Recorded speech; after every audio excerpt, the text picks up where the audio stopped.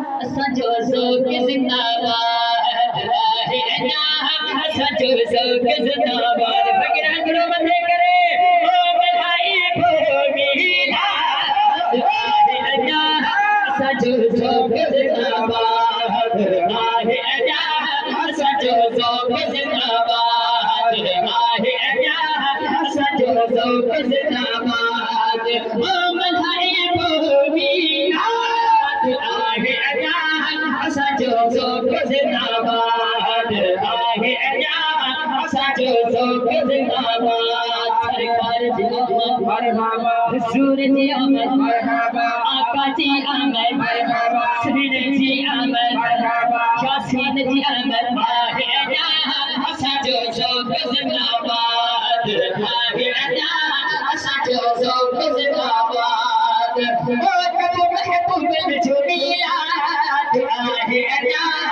सजो सोक जिंदाबाद आहे अञा सजो सोक जिंदाबाद आहे अञा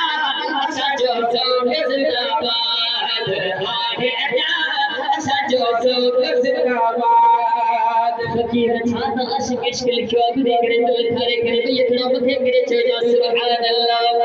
ओ हर मोमिन के आगे मुबारक हर मोमिन के आगे मुबारक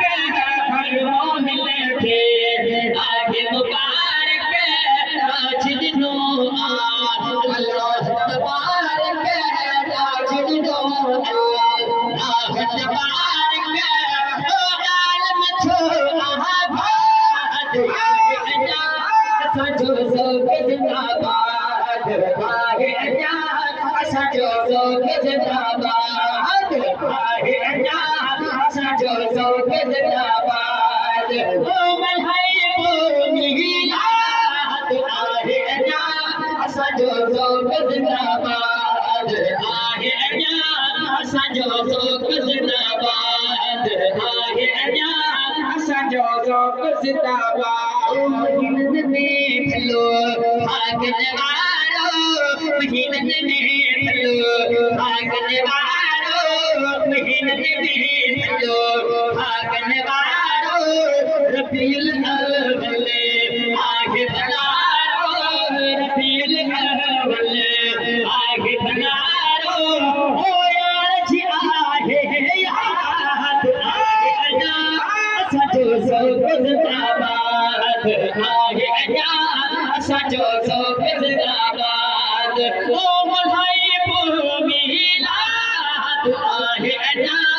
सजो सोक जिंदाबाद आहे अञा सजो सोक जिंदाबाद सरकार जी आमद मरहबा हुजूर जी आमद मरहबा वाला कुछ अशकिलात मथे तथा रसूली है तना मथे के मन सरकार जी मरहबा जे नारे जे सर के बख्शी दी गन ओ सरकार जी आमद हुजूर जी आमद पुरदूर जी आमद आका जी आमद श्री जी आमद अशकिल लिखी करे छालो चवे